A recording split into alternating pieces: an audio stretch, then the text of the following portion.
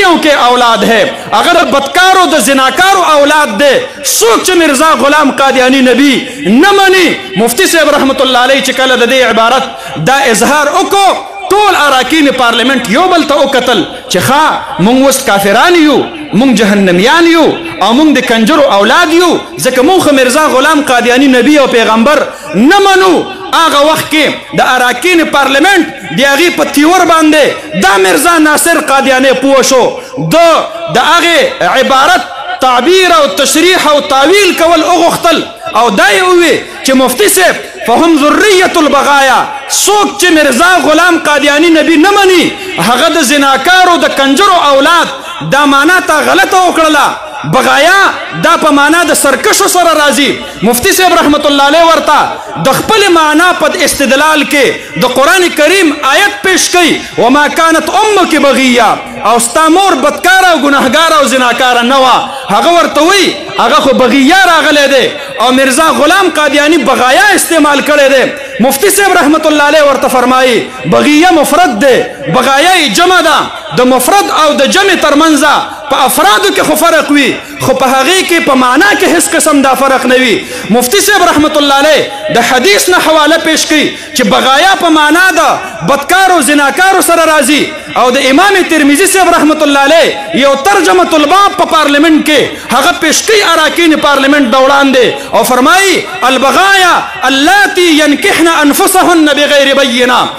امام ترمذی رحمت اللہ علیہ آغی زنانو تا بغایا ویلے دے کم چه بغیر دا گواهانو نخپل نکاح دا تڑی بدکاری و زناکاری ورطویلی دی زما محترم ورونو مفتی صاحب رحمت اللہ علیہ ورط فرمائی دلی کلی دی چه کم سڑے پا مرزا غلام قادیانی بانی ایمان نروڑی اگر دا دائر اسلام نخارج دے طول اراکین پارلیمنٹ یو پیر بیا غصہ شو دا مرزا ناصر پا تعویل کی وی حقا دا دائر اسلام دا کامل دائرے نخارج دے مفتی صاحب رحمت اللہ علیہ ورط فرمائی دے مرزا غلام قادیانی ورسر لکلی دی وہ کافر ہے اگر ورطا مرزا ناصر ورطا تعویل پیش کی وی دا اگوڑو کے کفر دے لکہ سرنگ چے امام بخاری فرمائلی دی باب ما جاء فی کفر دون کفر او پا وڑو کے کفر سر سوک پا غٹ کفر کی نہ داخلی گی امام پاغ وقت باندے مفتی محمود رحمت اللہ علیہ ورطا دریم اقتباس و عبارت دا مرزا غلام قادیانی را نقل کی وی دے مرزا غلام قادیانی لکلی دی چه دا دائر اسلام نخارج دے دا کافر دے او دا جہنمی دے اگر ورطوی سلگ ورزو دا پارا بخامخا جہنم تزی زما محترم ورنو مفتی صاحب رحمت اللہ علیہ ورطا فرمائی وی بغیا چه ما پکم مانا سر ویلی دا زتا تا چیلنج در کوم زت طول ملت قادیانیت تا چیلنج ور کوم چه دا دی مانا نا علاوہ پا بلا مانا کی تاسو ماتا دا بغیا و دا بغایا ترجمہ دا نشہ خودلے اللہ رب العالمین خپل نصرت و خپل تائید شامل حال کو آغا اراکین پارلیمنٹ چه پاگے کے سیکولر خلقو پاگے کے لبرل خلقو پاگے کے قام پرس خلقو پاگے کے مذہبی خلقو پاگے کے دیوبندیانو پاگے کے بریلیانو پاگے کے مختلف مسالک و مکاتب فکر والا خلقو اللہ رب العالمین پخپل غیبی تائید و نصرت او دے مفتی محمود رحمت اللہ علیہ پا حجت و پا دلیل باندے دے اگی زڑنا متفق کرل او آغازے کے فیصلہ وشولا چی دے قادیانیت خلاف مونگ آئینی ترامیم روڑو زما محترم رونو دا پاکستان پا دو دفعاتوں کے دا ترامیم و فیصلہ وشولا آرٹیکل 106 کی ترمیم آرٹیکل 260 کی ترمیم آرٹیکل 106 کے دے اقلیتون ذکر وہ چی دا پاکستان اسمبلو تبا دا پنجاب نبا 3 کسان زی دا اقلیت پا کوٹا کے دا سندھ نبا 2 کسان زی دا پنجاب و دا آغا وقت کے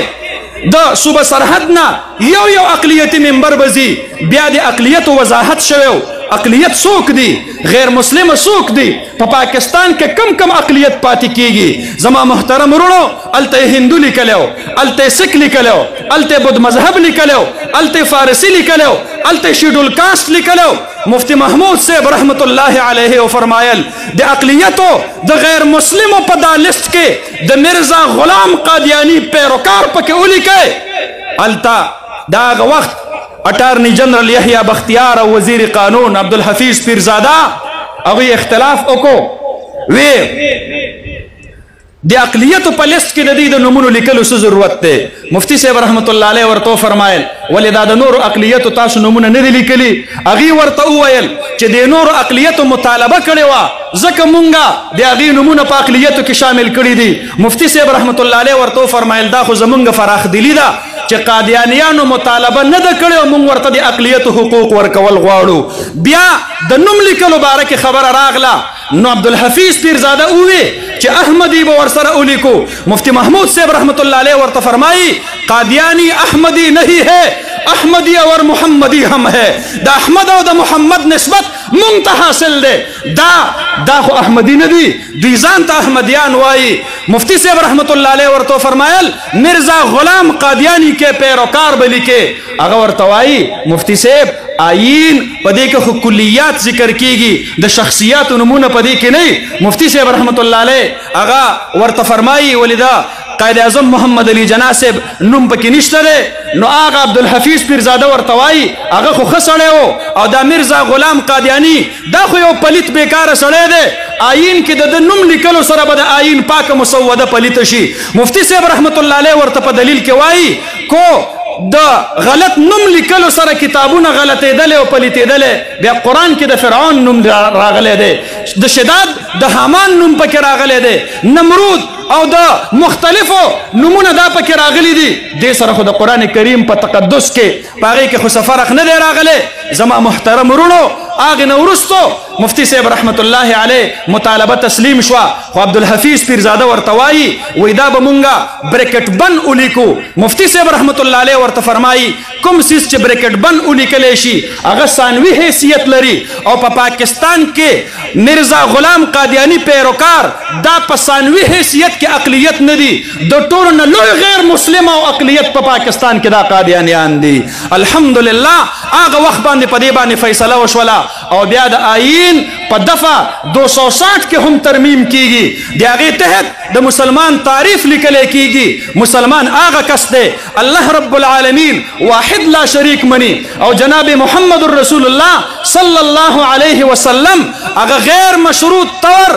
خاتم النبیین منی او د نبی علیه الصلاة والسلام نه وروستو د نبوت دعویدار ته نه به نبی ورته وایي نه ذلي به ورته وایي نه بروزي به ورته وایي نه به داعي مني نه به مبلغ مني نه به مصلح مني. هغه سړی به مسلمان کېدلی شي چې مرزا غلام قادیان هغې ته د دجال په نظر باندې ګوري او د کذاب په نظر باندې ګوري. مصلح او داعي به هم نه مني. زما محترم ورونو الله رب العالمین خپل نصرت شامل حال کو اتفاق رائے پیدا شولا. مفتی صاحب رحمت الله علیه د پارلیمنٹ نه بهر رار او چې وی قتل حضرت مولانا محمد یوسف بن نوری رحمت الله علیه رب ذوالجلال ته سر به سجود دے. حضرت مفتی صاحب رحمت الله علیه ورته فرمائی مولانا سر اٹھاؤ رب ذوالجلال کی نصرت عطا ہوئی. اللہ رب العالمین نے ختم نبوت کو فتح یاب فرمایا قادیانیت کو شکست سے دوچار کیا. نعرہ تکبیر نعرہ تکبیر تاج و تخت ختم نبوت علماء حق اسلام اسلام مرزائیت مرداباد مرزائیت قادیانیت مرزائیت اسلام. اوس مونږ او تاسو ته دغه بوټي آبیاري پاتې ده. مونږ د حضرت مفتی محمود صاحب رحمت الله علیه روح مبارک ته پیغام لېږل غواړو چې دا ستا دا بچي به د ختم نبوت قانون په پاکستان کې تنها نه پرېږدي. مونږ به په خپلو خولو تحفظ کوو او که ضرورت د وینو پیښ شو انشاء الله ثم انشاء الله مونږ به خپلې وینې ورکوو خو مونږ به د ختم نبوت د قانون تحفظ کوو. خون دل دے کر نکھاریں گے رخے برگے گلاب ہم نے گلشن کے تحفظ کی قسم کائی ہے. مونږ عهد کو دے الله رب العالمین سرا مونږ بیعت کو د خپل علماء کرام سرا مونږ د دوی سرا بیعت کو د عالمی مجلس تحفظ ختم نبوت سرا مونږ بیعت کو د جمعیت علماء اسلام سرا. هغه جمعیت علماء اسلام د کوم جمعیت علماء د وجنا چې په پاکستان کې قادیانه پټ مخ ګرځيږي د کوم جمعیت علماء د وجنا چې په پاکستان کې د قادیانی په تندي باندې د اقلیتو ټاپا مهر لګېدلی دی د کوم جمعیت علماء د وجنا چې نن 21 کروڑ پاکستانیان په نادرا کې فارم ډکي او شناختی کارت جوړوي کو دې پوهیږي او کو نه پوهیږي یا به دستخط کوي او یا به په هغې باندې ګوته لګوي دې کو الله له په روز محشر حاضریږي او د په عمر کې یو پیره په ختم نبوت دستخط کړی وي یا یې په ګوته لګولی وي دا د جمعیت علما پارلماني کردار دی دا زما د سیاست دا د هغې ثمره ده ما د څوک په دې صف کې نه تقسیموي چې د دیوبند بچی به سیاسي او غیر سیاسي یاد ساتئ چې د چا په سند حدیث کې حضرت حسین احمد مدنی موجود دی چې د چا په سند حدیث کې شیخ الهند مولانا محمود الحسن رحمت الله علیه موجود دی آغه عالم تا خپل ځان غیر سیاسی ویلو حق نه دی حاصل یا دې د خپل سند حدیث نه حضرت مدنی مټاو کی یا دې د خپل سند حدیث نه شیخ الحدیث حسن جان مټاو کی د خپل سند حدیث نه مولانا عبدالحق دې ترنه مټاو کی د خپل سند حدیث نه شیخ الهند رحمت الله علیه دې ترنه مټاو کی آغه نورستو دې بیا ځان ته سیاسی وایي دا زما د صف ملګری نه دی د جمعیت علماء اسلام کارکن د عالمی مجلس تحفظ ختم نبوت کارکن د ختم نبوت زندباد نارا لګون کې کارکن دا به د خپلو اکابرینو په صف کې تا دم مرګ ولاړ وي ان شاء الله العظیم. او زما محترم ورونو زه آخري خبره کوم 14 اکتوبر باندې د حضرت مفتی محمود صاحب رحمت الله علیه خدماتو ته خراج عقیدت به پیش کیږي د حکومت کوششونه شروع دي چې هغه کردارونه زمونږ او ستاسو د ذهنونو نه مټاو کی کومو کردارونو چې قادیانیت د ځمکې اووم تل ته او اووم زړي ته رسولی دی خو انشاءالله مونږ به خپل بچو ته او خپل روحاني فرزندانو ته د خپلو اکابرو د خپلو اسلافو تاریخ ښایو انشاءالله العظیم که خیر تا په 1 اګست باندې د ګورنمنټ اف پاکستان د هغې د آفیشل هینډل نه او د آفیشل اکاونټ نه تا سټیټمنټ ورکو چې سر ظفر الله خان د پاکستان لیجنډ هیرو وو زه وایم دا هیرو نو دا د پاکستان غدار وو